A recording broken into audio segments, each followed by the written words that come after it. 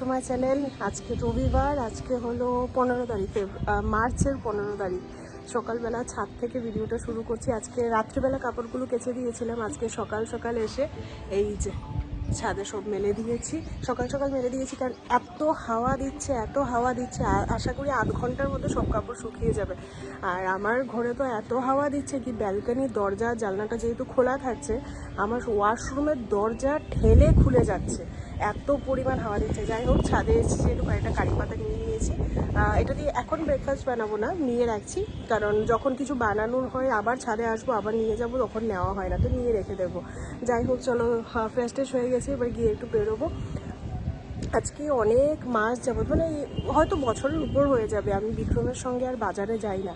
আগে আমি আর বিক্রম একসঙ্গেই বাজারে যেতাম, বাট অনেক দিন হয়ে গেছে রবিবারে ওর সঙ্গে বাজারে যাই না। তার কারণ হলো একটাই মাত্র ছুটির দিন পাই, আর সেই ছুটির দিনটাতে না ঘরে এত কাজ থাকে আর এত ল্যাড লাগে যে ওর সঙ্গে যেতেও ইচ্ছে করে না। তো আজকেও বলছে যে চলো, আর ব্রেকফাস্ট বানাতে হবে না, বাইরে গিয়ে পরোটা সবজি খেয়ে আসবো। তো ভাবছি চলো ঠিক আছে যাই। অ্যাকচুয়ালি শুধুমাত্র কেউ এলে, কেউ বলতে আমার এখানে তো আর খুব বেশি কেউ আসেও না। আমার মা তো খুব রেয়ারই আসে, শাশুড়ি মা এলেই ওই 2-3 মাস করে থাকে। তো উনি এলে একটাও ছুটির দিন আমরা সত্যি কথা বাড়িতে থাকি না, ওনাকে নিয়ে এদিক ওদিক ঘুরতে বেরিয়ে যায়, যাতে এটা ওনার মনে না হয় কি আমরা ওনাকে কোথাও ঘুরতে নিয়ে যাই না। আমাদের যতটুকু সম্ভব, যতটুকু ছুটি পাওয়া যায় সবটা সত্যি কথা ডেডিকেটেডলি ওনার জন্যই আমরা স্পেন্ড করি।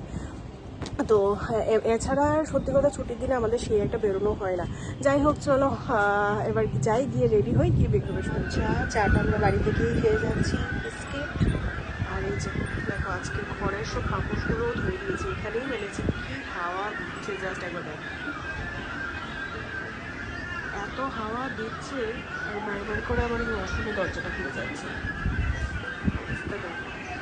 তো এইখানে কয়েকটা মেলে দিয়েছি, বাকিগুলো এগুলো শুকিয়ে গেলে তারপর বাকিগুলো মেলে।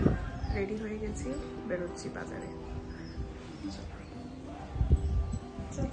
আমাদের হেঁটে হেঁটে নামতে হচ্ছে, আমাদের লিফটটা প্রবলেম করছে, মানে আমরা যেই ফ্লোরে থাকি, 3rd ফ্লোরে, ওইখানে দাঁড়াচ্ছে না, 4th দাঁড়াচ্ছে, 2nd দাঁড়াচ্ছে। আমি এখন 2nd ফ্লোরে এসেছি, যাবো গ্রাউন্ড ফ্লোরে। আরেকদিন হেঁটে হেঁটেই চলে গেছে। এত গরম পড়ে গেছে, এবার মার্চ মাসেই এত গরম, এবার যে কি অবস্থা হবে, এবার লোকজনকে কাঁদাবে। আমি যে হাওয়া হাওয়া বলছি, হাওয়ার অবস্থা দেখো, আমি জাস্ট নর্মাল আস্তে আস্তে হেঁটে যাচ্ছি, আমার চুলগুলো দেখলে বুঝতে পারবে এত হাওয়া দিচ্ছে, কিন্তু গরম, সাংঘাতিক গরম।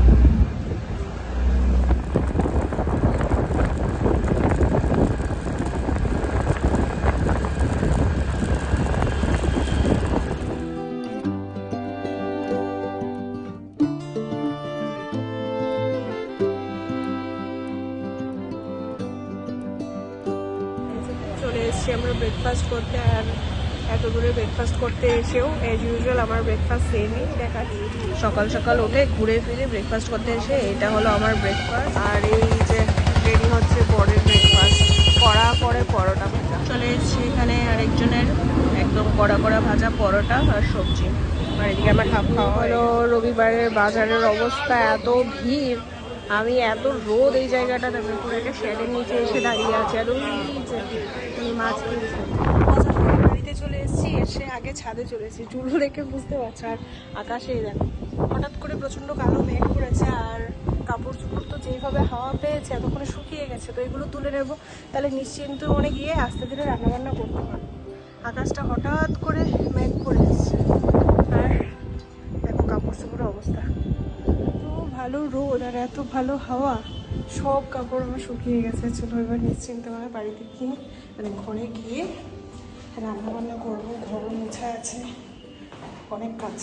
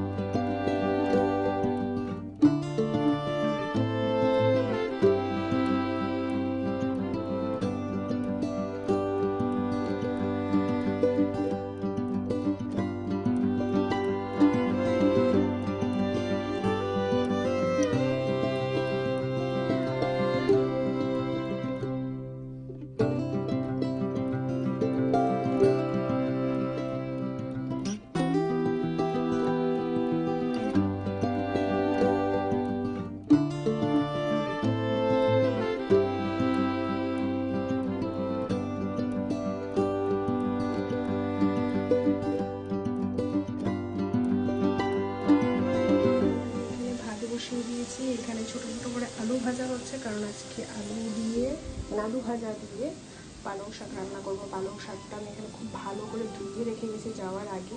আর এখানে আছে নিম পাতা, ও নিম বেগুন খাবে, আমি একদমই তেতো পছন্দ করি না। আর এখানে কয়েকটা মাছ ধুয়ে নুন হলুদ দিয়ে নিয়েছি, এগুলো রান্না হবে। আর এই যে লাউ পাতা বাটা হবে, এটাও আমি যাওয়ার আগে খুব ভালো করে নুন দিয়ে ধুয়ে নুন দিয়েই সেদ্ধ করে রেখে গেছিলাম। এটা লাউ পাতা বাটা হবে।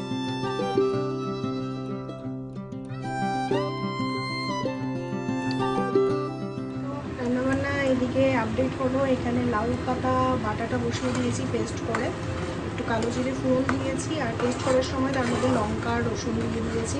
তো এখানে লাউ পাতা বাটা হচ্ছে, এই দিকে হচ্ছে আমার পালং শাক। পালং শাকের জন্য এখানে বড়ি আর আলুটা আগেই ভেজে নিয়েছি, এটা একটু পরে দেবো, জলটা শুকিয়ে যাক।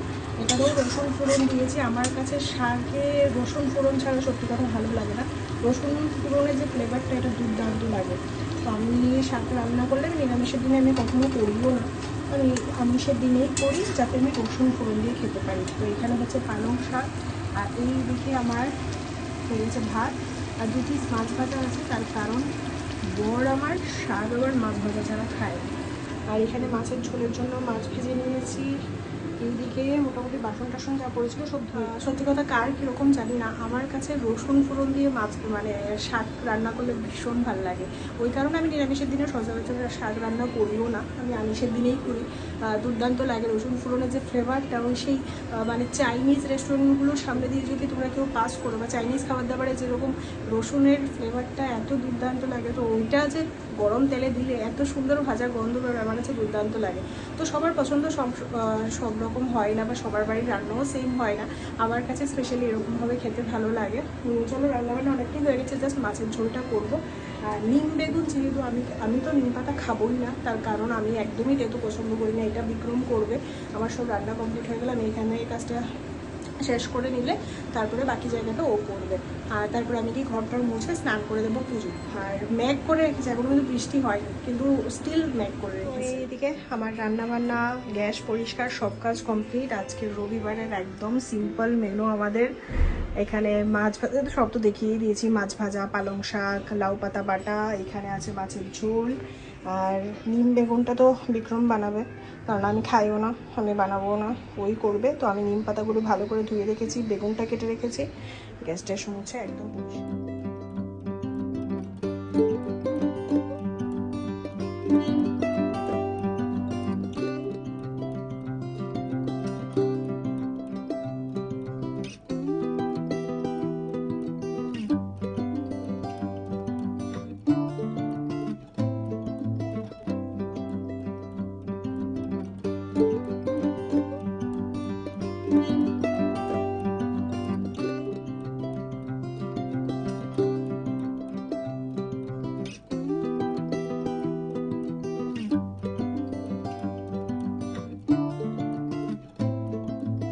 স্নান করে চলে এসেছি, অনেকটা বেলা হয়ে গেছে আজকে স্নান করতে করতে, কারণ ওয়াশরুমটাও আজকে একটু ক্লিন করেছি, ওই যে কমন ওয়াশরুমটা আছে এটা একটু ক্লিন করেছি, ওই কারণে অনেকটা লেট হয়ে গেছে। এই যা স্নান করে এলাম, এখন এই দেখো এখানে আছে এক গাদা কাপড়, যেগুলো ছাদ থেকে এনে রেখেছি, এগুলো এবার ভাঁজ করতে হবে বিক্রমকে যে স্নান করতে।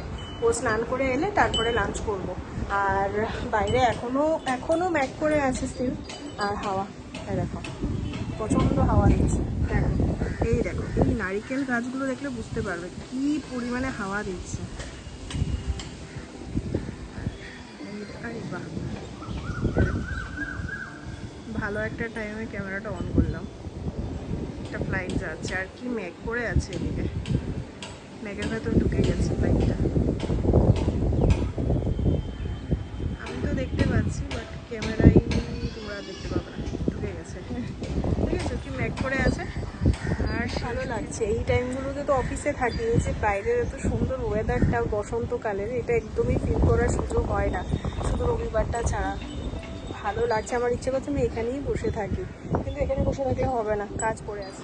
দুপুরবেলা খাওয়া দাওয়ার পরে একটু রেস্ট করছিলাম, এখন সন্ধ্যাবেলা সন্ধ্যা পুজো টুজো দিয়ে নিয়েছি। এই আমরা এখন একটু বেরোচ্ছি, চা খেতে যাচ্ছি। চা খেতে তো আমরা বেরোচ্ছি, জানি না আদৌ কতটা যেতে পারবো বা ঠিকঠাক ফিরে আসতে পারবো কিনা, আর সারাদিন আকাশে ম্যাঘ করে থাকার পর ফাইনালি এখন পুরো ম্যাঘ ডাকছে। যার ভয় ছিল, বেরিয়েছিলাম চা খেতে, তার আগে একটু হার্ডওয়্যার দোকানে এসেছি, একটু কাজ ছিল, কিন্তু এত হাওয়া শুরু হয়েছে আর এক দু ফোঁটা বৃষ্টিটা শুরু হয়নি, এক দু ফোঁটা পড়ছে, কিন্তু প্রচণ্ড হাওয়া শুরু হয়ে গেছে। বাড়ি গিয়ে চা খেতে হবে।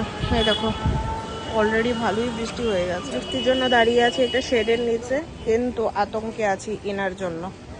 ইনি দেখো না একদম আমার কাছাকাছি চলে এসছে। বৃষ্টি কমে গেছে, চলে এসছি আমরা চা খেতে। বাড়ি চলে এসেছি। যেই পরিমাণে মেঘে ডাকাডাকি করছিল আর সকাল থেকে মেঘ করেছিল, তার সঙ্গে সঙ্গে হাওয়া, সে তুলনায় বৃষ্টি হয়নি। সেই একটু হয় না রাস্তাটা ভেজার মতো, শুধু একটু বৃষ্টি হয়েছে, শুধু রাস্তাটাই একটু ভেজার মতো। যাই হোক, একটু কাজ ছিল একটা হার্ডওয়্যার দোকানে, সেই কাজটা কমপ্লিট করে একেবারে চা খেয়ে চলে এসেছি। এখন হাওয়াও শেষ, বৃষ্টিও শেষ। এবারে ঘরে গিয়ে আবার কাজ, কারণ কালকে থেকে তো আবার অফিস শুরু টানা, তো কালকে সোমবার, কালকের জন্য আমার রান্নাবান্নাও করে রাখতে হবে। অনেক জীবন। এতক্ষণ ধরে আমি এই কাজগুলো করছিলাম। কালকের জন্য একটু ডাল রান্না করেছি টমেটো দিয়ে, আর এইখানে আমি বসিয়েছি কি বলে লাউ শাক, মানে লাউ ডাঁটা, আলু, টমেটো, বেগুন দিয়ে একটা সবজি। এইগুলো কাটতে আমার অনেকটা সময় কেটে গেছে, অলরেডি ঘড়িতে 10:30 বাজে। তো এইটা হচ্ছে একটা নিরামিষ তরকারি। আর এই যে এই ছোট ছোট আলুগুলো কিনে এনেছিলাম গুয়াহাটি থেকে, এইগুলোই লাস্ট। অনেকগুলো খারাপ পড়েছে, এর মধ্যে এই কয়েকটা বেছে বেছে আমি ভালো করে ধুয়ে কেটে নিয়েছি। আর এত ছোট ছোট না আলুগুলো, এগুলো কাটতে যাই হোক, এতক্ষণ ধরে এই কাজগুলো আমি করছিলাম। মাগো, পুরো আমার মানে পিঠ পুরো ধরে গেছে ব্যথা। তার কারণ হলো এই ছোট ছোট আলুগুলো কাটতে এতটা সময় লাগে, তার মধ্যে লাউ শাকটা এগুলো কাটতেও তো টাইম লাগে। তো সব কেটে তরকারিটা বসিয়ে এসেছি, আর ডাল হয়ে গেছে। ভাজাটা, আলু ভাজাটা এখনও করবো না, এটা সকালবেলা ফটাফট একদিকে ভাত বসিয়ে দেবো, একদিকে আলু ভাজা বসিয়ে দেবো, হয়ে যাবে। তরকারিটা হয়ে গেলে তারপরে আমরা ডিনার করবো। একটা ছুটির দিন এই কাজ করতে করতেই আমার কেটে গেল। কালকে থেকে আবার শুরু টানা একটা সাথে 11:15। এই জাস্ট আমাদের ডিনার কমপ্লিট হয়ে বাসন টাসন ধুয়ে সব কিছু করে এখানে দাঁড়িয়েছি, লাইটটা অফ করে আমি ওই ঘরে যাবো। আজকে সারাদিন, মানে বলতে পারো সারাদিন বাড়ির কাজের মধ্যে দিয়ে একটা খুবই প্রোডাক্টিভ দিন ছিল। আজকে অনেক ঘরের কাজ হয়েছে, তারই সঙ্গে সঙ্গে আজকে চেষ্টা করেছি তোমাদের সঙ্গে কিছু কিছু অল্প অল্প করে ক্লিপ সারাদিনের আমার টুকিটাকি কী কাজ হয় না হয় সব কিছু শেয়ার করার। তো আশা করি তোমাদের ভালো লাগলেও, যদি ভালো লেগে থাকে তাহলে ছেড়ে যাওয়ার আগে অবশ্যই এটা লাইক, কমেন্ট, শেয়ার করে দিও। আর নতুন বন্ধুরা অবশ্যই চ্যানেলটিকে সাবস্ক্রাইব করো, পাশে থেকো। দেখা হচ্ছে আরও নতুন নতুন ভিডিও নিয়ে। ততক্ষণের জন্য সবাই ভালো থেকো, সুস্থ থেকো। Tata, good night.